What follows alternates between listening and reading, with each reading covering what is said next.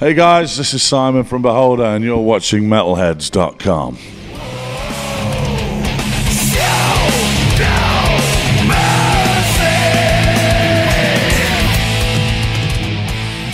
This is Pete from Metalheadz and I'm hanging out with Simon from Beholder. How's it going, man? Greetings, brother. How are you? Really good, really good. Cool. You're here at Central Station in Wrexham today.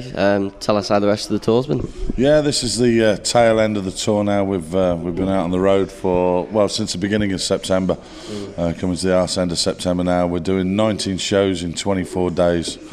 Taking it basically from all the big cities, the Londons, the Glasgows, Birminghams, etc., but also taking it to the provincials, taking it to places like Swindon and Bridgend and you know some of the bit more small. beaten track. Yeah, for sure. Yeah, we want to get it out to everyone and anyone.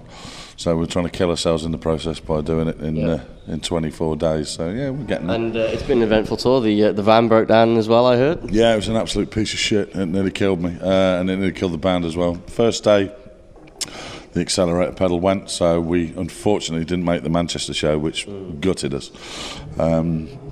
Second day, the gear stick came off of my hand on the M6 or M1, I forget what it was, on the way to Newcastle.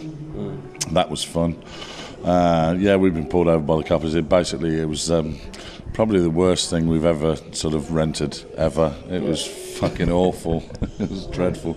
But yeah, we're still alive, and what doesn't kill us makes us stronger. You know what I mean? So yeah, it's been funny. Now, for anyone watching this or listening to it on the radio, who doesn't perhaps know Beholder that well, can we get like a back history on the band? Yeah, for sure. The band was started some 8-9 years ago now, and it was a side project put together. I was in a band called the Handsome Beasts, which is a new Wobbin band. We didn't have an awful lot of work going at the time, so we put together this, I put together this band Beholder, and it was basically a covers band, just going out and doing bits and bobs and having a laugh, doing some old school Panteras and Lamb of God and old school Sabbath and Dio, just doing the shit that we liked. And then it was about 2 years ago we came up with a lineup, because it was a revolving door of people coming through the door and just fucking about. And then we got a lineup together and we all sat there one day and went, you know what? Not only do we really get on as friends, but we're also, pretty good. Yeah. Let's write an album. So we did. We wrote an album, and lo and behold, 18 months later, we've had some really good reviews. Some good sales, and we're coming to the end of the first UK tour, and then we're off to Europe in the next couple of weeks. So. Well, because your album's called The Awakening. The Awakening. And it's sort of, I guess, like a return to British heavy metal. Yeah, I mean, we do tip the hat to some of the old school bands, on this album, with some of the melodies that we got and the sort of guitar harmonies and stuff like this. But it's also got a real fresh vibe. It's quite punchy in places in respect to lyrically as well as sonically. I don't quite know how to describe it. It has been described as a good tipping in the hat, and I guess that's a good way of putting it, really. Yeah, you don't want to copy the New Wobbin bands, but no. I think, to be quite honest, the New Wobbin thing now has been and gone. We know this. The Iron Maidens are the exception to the rule. They're still going. Yeah. But the sort of creativity of the Wobbin era is gone now. We know that. So it's I'm trying to what we're trying to do is we're trying to bring a bit of honesty and a bit of melody and a bit of grunt back to heavy metal without having to be video friendly, sort of American lesbian haircut friendly, and all this drainpipe trouser bullshit. At the end of the day, I think we've had enough of this. What do they call it? Core music, this post-hardcore, screamcore, or whatever.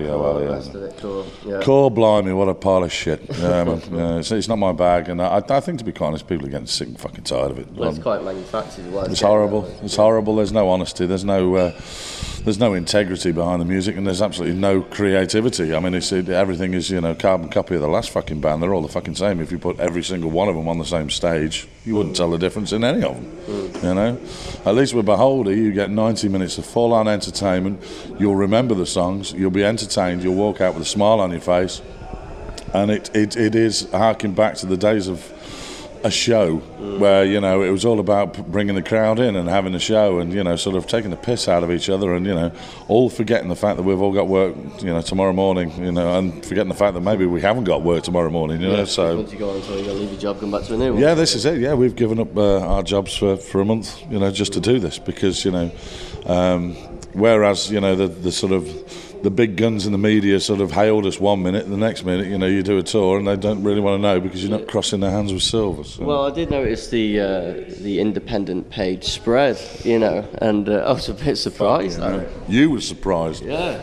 Fucking hell, I got a phone call from my mother, of all people, saying I was flicking through the Sunday, was it the Independent? The Independent, yeah. Flicking through the Independent, there's my ugly fucking mug right in the middle of it. Yeah, that was Hellfire Festival, I think, Birmingham, supporting Saxon and Anvil. That's it, yeah, I remember it. That was a giggle, yeah, absolutely. Yeah, and, you know, other people might not know, but you're heavily involved with Bloodstock. How much did you enjoy it this year?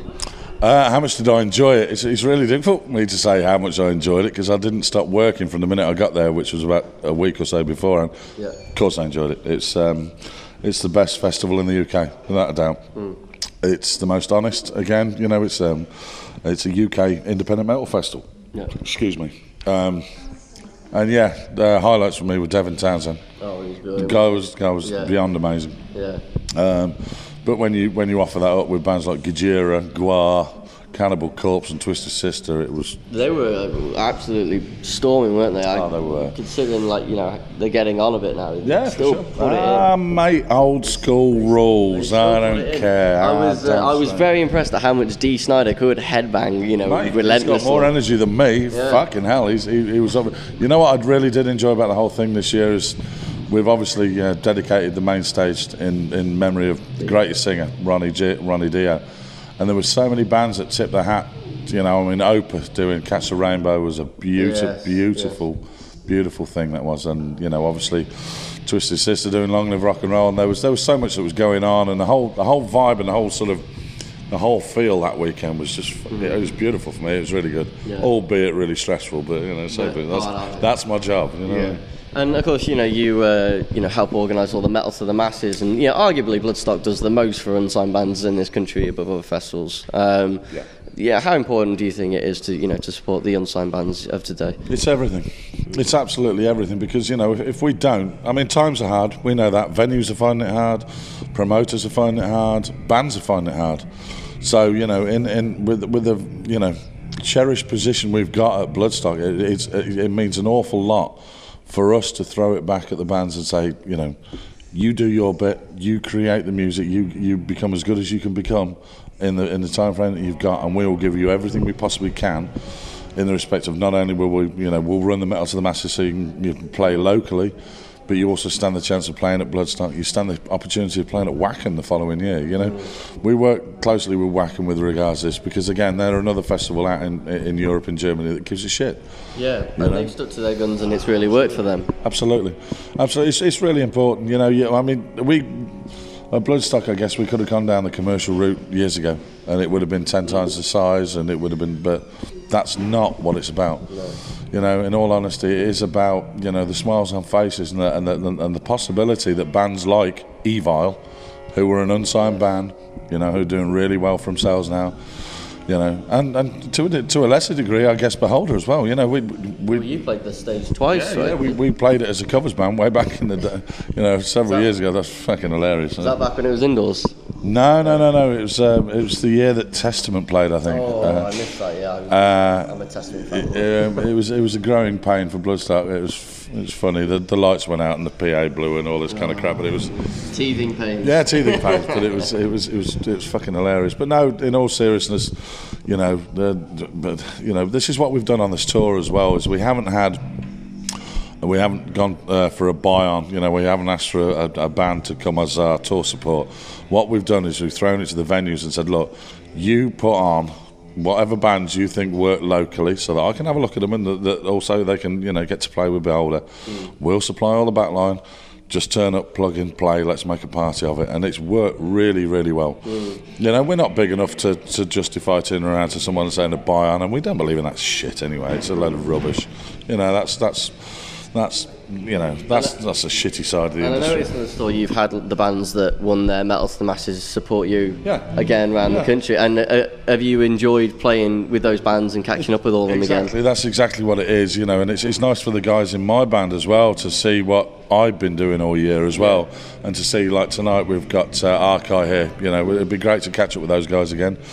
you know, as it was, you know, with some of the bands across, you know, across the tour. It has been good, you know. It kind of means a lot that, you know, okay, they play Bloodstock, but that's not it. That's not the be all and end all. You know, what that is that's just a great platform for them to carry on. You know, and that's why I want to tell everyone, you know, keep going, keep rolling, because they're good bands. So, what are going to be the future plans for Beholder after this tour?